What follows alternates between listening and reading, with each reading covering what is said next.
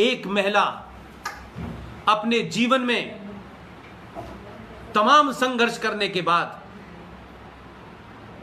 Degree लेने के बाद अपनी शर्तों पे सत्ता में आती है, अपनी जगह बनाती है, अपने गट्स और टैलेंट से जगह बनाती है। यह मक्कार हिंदुस्तान के वामपंथी मीडिया में जो लोग बैठे हैं, इन्होंने उस मक्कार मौलाना आजाद से यह नहीं पूछा कि मौलाना आजाद जरा तुम ये तो बताओ कि तुम्हारे 4 नाम क्यों हैं।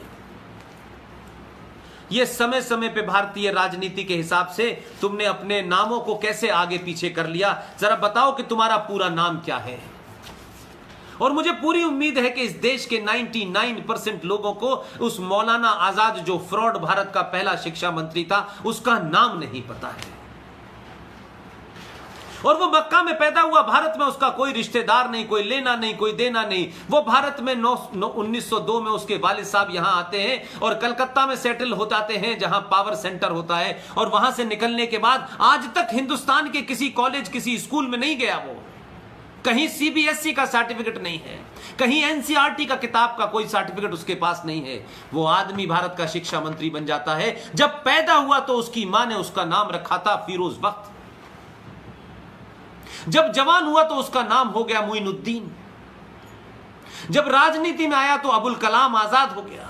और राजनीति में एक विशेष राजनीति करनी थी तो उसका नाम हो गया मौलाना आजाद। लेकिन उसका असली नाम क्या था, यह बहरूपिया कौन है, इसको समझने की जरूरत है।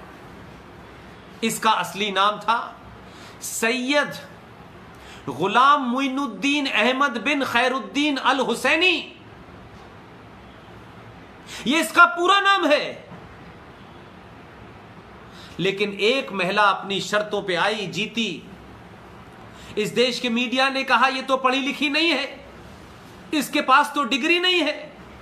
और बहुत सारे हमने ऐसे लोगों को देखा जिन्हें अपने आप को बहुत महान साबित करना था।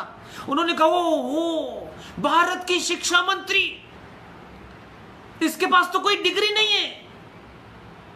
माफ कीजिएगा, मैं पॉलिटिकली करेक्ट नहीं होना चाहता। जो काम उस महिला ने शिक्षा मंत्री की हैसियत में जितने दिन रही, जो काम उसने किया, दोबारा आगे नहीं बढ़ा। मैं उसी मीडिया से पूछना चाहता हूं कि मौलाना आजाद की डिग्री का भी तो पता कर लेते। उस वक्त तो बड़े बड़े महान लोग थे भाई। अगर भारत का पहला शिक्षा मंत्री बनना ही था तो डॉक्टर राधाकृष्ण को राष्ट्रपति बनाने से ज्यादा अच्छा था कि शिक्षा मंत्री बनाते। डॉक्टर राधाकृष्ण को आपने एक पोस्ट पे बिठा दिया, एक ऐसी पोस्ट जिसके पास कोई पावर नहीं थी। उनके नाम पे आप टीचर्स डे तो मनाते हैं। अगर वो इतने ज्ञानी थे तो भारत के पहले शिक्षा मंत्री क्यों नहीं बनाए गए और मौलाना आजाद जैसा फ्रॉड क्यों बनाया गया। और ये फखरुद्दीन अली अहमद, जिसने रात के अंधेरे में राष्ट्रपति की गरिमा को मिटाते हुए इंदिरा गांधी के दबाव में साइन कर दिया था इमरजेंसी का कि भारत में इमरजेंसी लगा दो, जिसको संजय गांधी खड़ा कहता था कि उठ के बैठो, यहां पे बैठने की जगह नहीं है तुम्हारे लिए। ऐसे लोग भारत के शिक्षा मंत्री बने, लेकिन भारत के मीडिया ने कभी उन पर सवाल नहीं उठाया। एक अपनी मेहनत से पहुंची हुई महिला के सवाल उठा दिया, क्योंकि हमारे यहां फैशन है। इसलिए मैं आपसे कहता हूं कि जो सेकुलरिज्म का शब्द है, यह वेस्ट में था जब वहां की सरकारें चर्च से चलती थीं,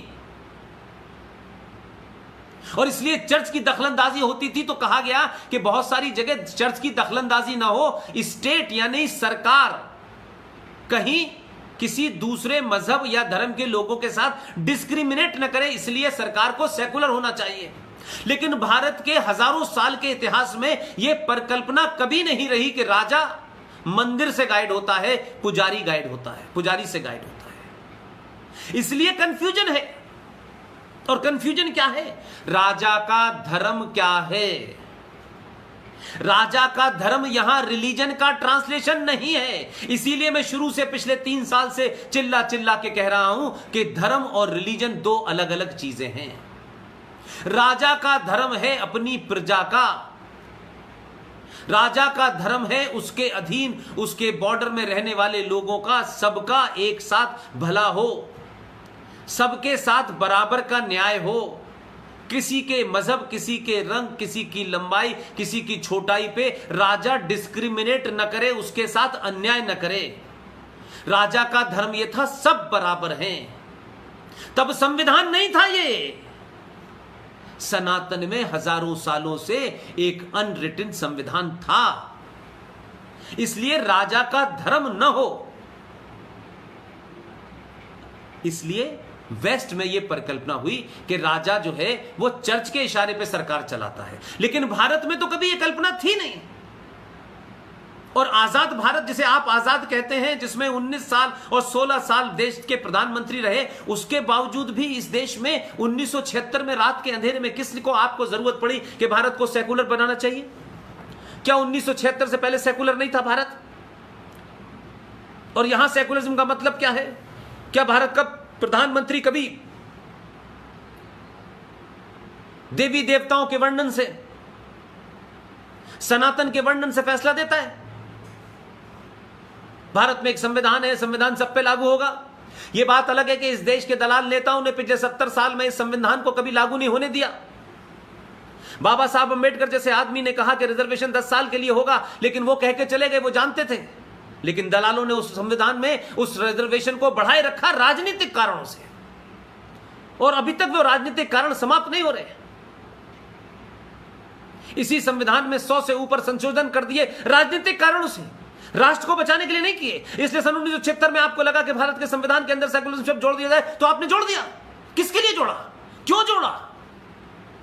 और फिर उसकी अवधारणा और उसकी परिभाषा गलत बताई। सेकुलरिज्म भारत में फिट ही नहीं है। और इंदिरा गांधी ने जघन्य अपराध किया। उन्होंने कहा कि इसका ट्रांसलेशन तो धर्मनिरपेक्ष होगा।